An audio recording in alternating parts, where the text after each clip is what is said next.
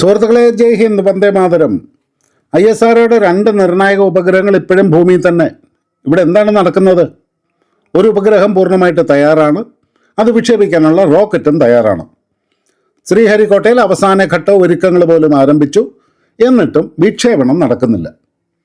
ഒന്നല്ല, ഇന്ത്യക്ക് അതീവ തന്ത്രപ്രധാനമായ 2 ഉപഗ്രഹങ്ങളാണ് ഇപ്പോഴും സർക്കാരിൻ്റെ അനുമതിക്കായിട്ട് കാത്തിരിക്കുന്നത്. അതിലൊന്ന് ഇന്ത്യയുടെ സ്വന്തം നാവിഗേഷൻ സംവിധാനമായ നാവിക്കിനെ ശക്തിപ്പെടുത്തേണ്ട NVS-3. രണ്ടാമത്തേത് ഇന്ത്യയും ചുറ്റുമുള്ള പ്രദേശങ്ങളെയും വേഗത്തിൽ നിരീക്ഷിക്കാൻ കഴിയുന്ന GASAT-1A അഥവാ EOS-05. അപ്പോൾ സ്വാഭാവികമായിട്ടും ചില ചോദ്യങ്ങൾ ഉയരും. ഉപഗ്രഹങ്ങൾ തയ്യാറായിട്ടും എന്തുകൊണ്ടാണ് അനുമതി കിട്ടാത്തത്? സാങ്കേതിക പ്രശ്നമാണോ? ദേശീയ സുരക്ഷാ പരിശോധനയാണോ? അല്ലെങ്കിൽ സർക്കാർ സംവിധാനത്തിനുള്ളിലെ തീരുമാനമെടുക്കാനുള്ള മടിയാണോ? അതിലും പ്രധാനമായിട്ട് ഇനി എന്താണ് നടക്കാൻ പോകുന്നത്? ഇതാണ് ഇന്നത്തെ വിഷയം. നമസ്കാരം സുഹൃത്തുക്കളെ, രഘുനാഥ് ചൈതന്യ ഡിഫൻസ് ആൻഡ് ജിയോ പൊളിറ്റിക്സിൻ്റെ പുതിയൊരു എപ്പിസോഡിലേക്ക് സ്വാഗതം. ആദ്യം നമുക്ക് NVS-03 എന്തുകൊണ്ടാണ് ഇത്ര പ്രധാനമാകുന്നത് എന്ന് പരിശോധിക്കാം. നമ്മൾ മൊബൈലിൽ വഴി കണ്ടെത്തുമ്പോൾ സാധാരണയായിട്ട് GPS ആണ് ഉപയോഗിക്കാറുള്ളത്. പക്ഷേ GPS അമേരിക്കയുടെ സംവിധാനമാണ്. റഷ്യക്ക് ഗ്ലോനാസ് ഉണ്ട്, ചൈനയ്ക്ക് ബൈഡു ഉണ്ട്, യൂറോപ്പിന് ഗലീലിയോ ഉണ്ട്. ഇന്ത്യയുടെ സ്വന്തം സംവിധാനമാണ് നാവിക്. സാധാരണ യാത്രക്കാരന് വഴി കാണിക്കാൻ മാത്രമല്ല നാവിക്. മിസൈലുകൾ, യുദ്ധവിമാനങ്ങൾ, ഡ്രോണുകൾ, യുദ്ധക്കപ്പലുകൾ, സൈനിക വാഹനങ്ങൾ, അതിർത്തി നിരീക്ഷണം, ദുരന്ത നിവാരണം, ഇതിനെല്ലാം കൃത്യമായ സ്ഥാനം, വേഗം, സമയം എന്നിവ നൽകാനായിട്ട് നാവിക്കിന് സാധിക്കും.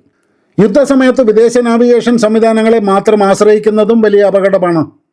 കാർഗിൽ യുദ്ധത്തിലൊക്കെ നമ്മൾ കണ്ടതാണ്. ഇപ്പോൾ നിലവിലുള്ള നാവിക് ഉപഗ്രഹങ്ങളിൽ ചിലത് പഴകി, ചിലതിൽ സാങ്കേതിക പ്രശ്നങ്ങളുണ്ടായി.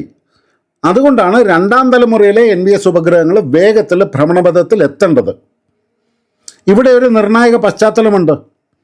NVS-3 മുൻഗാമിയായ NVS-2 വിക്ഷേപിച്ചതിന് ശേഷം ലക്ഷ്യമിട്ട ഭ്രമണപഥത്തിൽ എത്താൻ കഴിഞ്ഞില്ല. റോക്കറ്റ് അതിൻ്റെ ജോലി ചെയ്തു, ഉപഗ്രഹം സുരക്ഷിതമായിട്ട് വേർപെട്ടു. എന്നാൽ ഉപഗ്രഹത്തിൻ്റെ സ്വന്തം പ്രൊപ്പൽഷൻ സിസ്റ്റം പ്രവർത്തിക്കേണ്ട സമയത്ത് പ്രശ്നമുണ്ടായി. അതുകൊണ്ടാണ് NVS-3 വിക്ഷേപിക്കുന്നതിന് മുമ്പ് അതിൻ്റെ വാൽവുകൾ, wiring, command electronics, propulsion system ഇതെല്ലാം വീണ്ടും പരിശോധിക്കുന്നത് സ്വാഭാവികമാകുന്നത്. അപ്പോൾ ഇതാകുമോ പ്രധാന കാരണം? സാധ്യതയുണ്ട്. പക്ഷേ കഥ അവിടെ അവസാനിക്കുന്നില്ല. GASAT-1A എന്തുകൊണ്ടാണ് വ്യത്യസ്തമാകുന്നത്? GASAT-1A ഒരു സാധാരണ ഭൂനിരീക്ഷണ ഉപഗ്രഹമല്ല. സാധാരണ ഉപഗ്രഹങ്ങൾ ഭൂമിയെ ചുറ്റിക്കൊണ്ടിരിക്കും. ഒരു പ്രദേശത്തിൻ്റെ മുകളിലൂടെ കടന്നുപോയാൽ പിന്നെ അതേ പ്രദേശത്ത് എത്താനായിട്ട് ഒരുപാട് സമയം വേണ്ടി വരും. പക്ഷേ GASAT-1A ഏകദേശം 36,000 കിലോമീറ്റർ ഉയരത്തിലുള്ള ജിയോ സ്റ്റേഷനറി ഓർബിറ്റിലേക്ക് അയക്കാനാണ് പദ്ധതി.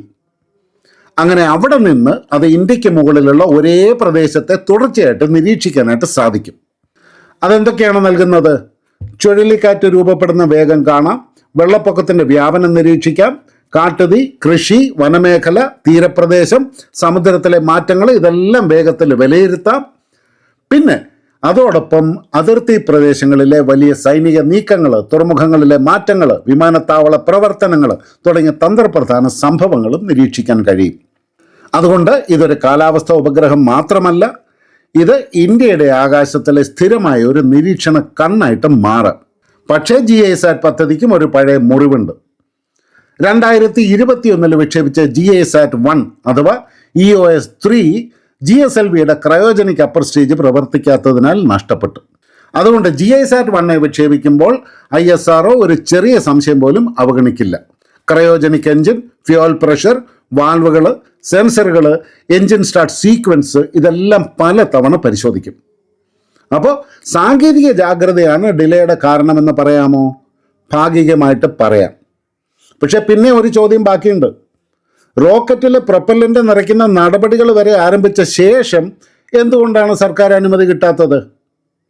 ഇവിടെ നിന്നാണ് വിഷയം കൂടുതൽ ഗൗരവമുള്ളതാകുന്നത്.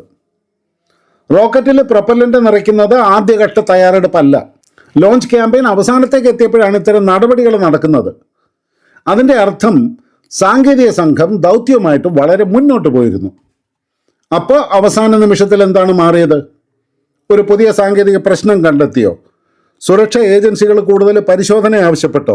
വിക്ഷേപണ തീയതിയിൽ മാറ്റം വേണമെന്ന് പ്രതിരോധ സ്ഥാപനങ്ങൾ ആവശ്യപ്പെട്ടോ? അതോ അന്തിമ അനുമതി നൽകേണ്ട തലത്തിൽ ഫയൽ കുടുങ്ങിയോ? ഔദ്യോഗിക വിശദീകരണം പുറത്തു വരാത്തത് കൊണ്ട് ഇപ്പം നമുക്ക് സാധ്യതകളെ മാത്രമാണ് പരിശോധിക്കാൻ കഴിയുന്നത്. അതിൽ ഒന്നാമത്തെ സാധ്യതയാണ് സാങ്കേതിക പുനഃപരിശോധന.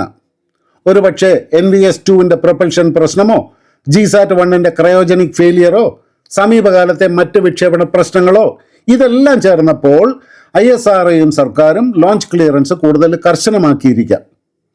ഒരു ഉപഗ്രഹം ഭൂമിയിൽ വെച്ച് കുറച്ചാഴ്ച കൂടെ പരിശോധിക്കുന്നത് ബുദ്ധിമുട്ടാണ്. പക്ഷേ വിക്ഷേപിച്ച ശേഷം അത് നഷ്ടപ്പെട്ടാൽ തിരുത്താൻ കഴിയില്ല. അതുകൊണ്ട് ഡിലേ വരുന്നത് എല്ലായ്പ്പോഴും പരാജയത്തിൻ്റെ ലക്ഷണമല്ല. ചിലപ്പോൾ ഡിലേ തന്നെയാണ് ദൗത്യത്തെ രക്ഷിക്കുന്നത്. എന്നാൽ സാങ്കേതിക പ്രശ്നം മാത്രമാണെങ്കിൽ സർക്കാർ അനുമതിയാണ് വൈകുന്നത് എന്ന റിപ്പോർട്ട് എന്തുകൊണ്ടാണ്? അവിടെയാണ് അടുത്ത സാധ്യത, അതായത് ദേശീയ സുരക്ഷാ ക്ലിയറൻസ്. NVS-3 ഒരു നാവിഗേഷൻ സാറ്റലൈറ്റ് ആണ്. GISAT-1A ഒരു ഹൈ വാല്യൂ ഒബ്സർവേഷൻ സാറ്റലൈറ്റ് ആണ്. ഇവയുടെ ഡേറ്റ സാധാരണ ശാസ്ത്രീയ ഉപയോഗത്തിന് മാത്രമല്ല, പ്രതിരോധ മന്ത്രാലയം, രഹസ്യാന്വേഷണ ഏജൻസികൾ, ദുരന്ത നിവാരണ സംവിധാനം, സർക്കാർ വകുപ്പുകൾ, അങ്ങനെ പലരും ഈ ഉപഗ്രഹങ്ങളുടെ സേവനം ഉപയോഗിക്കും. അപ്പോൾ ചില കാര്യങ്ങളിൽ വ്യക്തത വേണം. സെൻസിറ്റീവ് ഡേറ്റ ആരാണ് കൈകാര്യം ചെയ്യുക? റെസ്ട്രിക്റ്റഡ് സിഗ്നൽസ് ആരൊക്കെയാണ് ഉപയോഗിക്കുക? ഇമേജസ് എത്ര വേഗത്തിൽ ലഭിക്കും? മിലിറ്ററി യൂസേഴ്സിന് എന്ത് പ്രയോറിറ്റി നൽകും? സൈബർ സെക്യൂരിറ്റി എങ്ങനെ ഉറപ്പാക്കും? ഇത്തരം കാര്യങ്ങൾ അന്തിമഘട്ടത്തിൽ വീണ്ടും പരിശോധിക്കാം.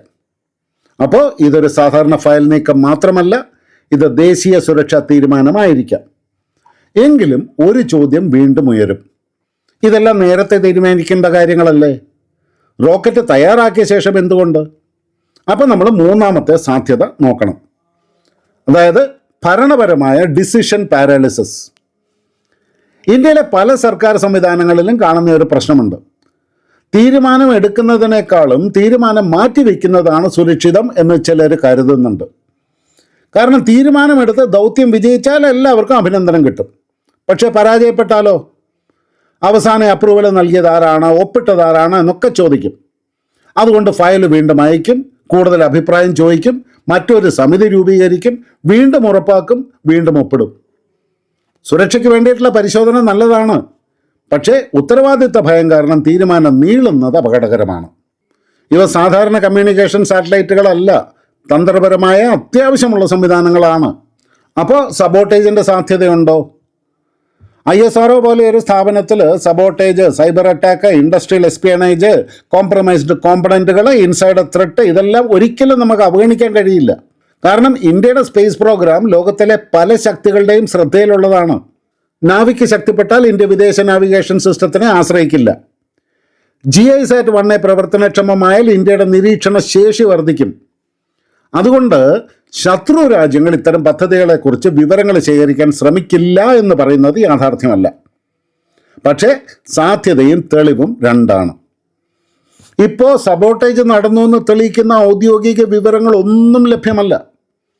അതുകൊണ്ട് സബോട്ടേജ് സാധ്യത പരിശോധിക്കണം, എന്നാൽ സബോട്ടേജ് നടന്നു എന്ന് നമ്മൾ പ്രഖ്യാപിക്കാൻ പാടില്ല. സുഹൃത്തുക്കളെ, ഇവിടെ മറ്റൊരു കാര്യം കൂടെ പറയാം.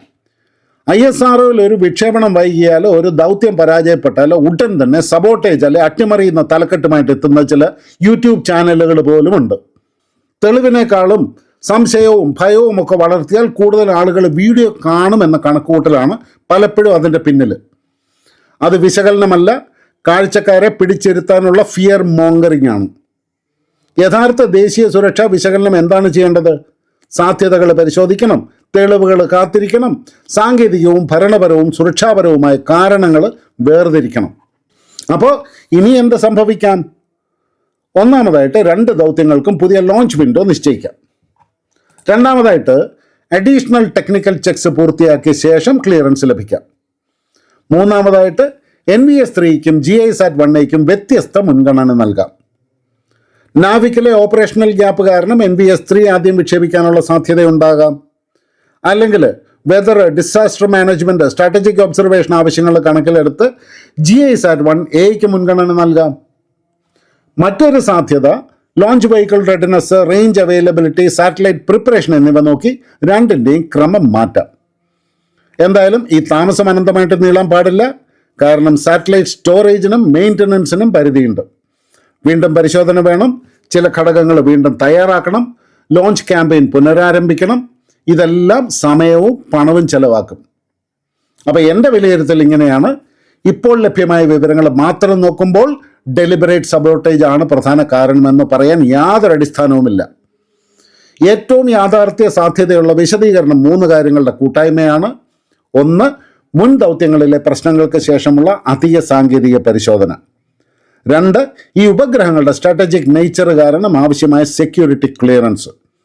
3, അന്തിമ തീരുമാനം എടുക്കുന്നതിലെ ഭരണപരമായ മന്ദഗതി. ഇവയിൽ ഏതാണ് പ്രധാന കാരണമെന്ന് നമ്മുടെ സർക്കാർ വ്യക്തമാക്കണം. രഹസ്യ വിവരങ്ങൾ വെളിപ്പെടുത്തണ്ട, പക്ഷേ ഡിലേ സാങ്കേതികമാണോ ഭരണപരമാണോ സുരക്ഷാപരമാണോ എന്നെങ്കിലും പൊതുജനങ്ങളോട് പറഞ്ഞുകൂടെ? അവസാനമായിട്ട് പറയട്ടെ, NVS-3 ഒരു സാധാരണ ഉപഗ്രഹമല്ല. അത് ഇന്ത്യയുടെ സ്വതന്ത്ര നാവിഗേഷൻ ശേഷിയുടെ അടുത്ത ഘട്ടമാണ്. GASAT-1A ഒരു സാധാരണ ക്യാമറ സാറ്റലൈറ്റ് അല്ല. അത് ഇന്ത്യയുടെ മുകളിലെ സ്ഥിരമായ ഒരു നിരീക്ഷണ കണ്ണായി മാറാവുന്ന സംവിധാനമാണ്. അതുകൊണ്ട് ലോഞ്ച് ചെയ്യാൻ വേണ്ടി ലോഞ്ച് ചെയ്യരുത്.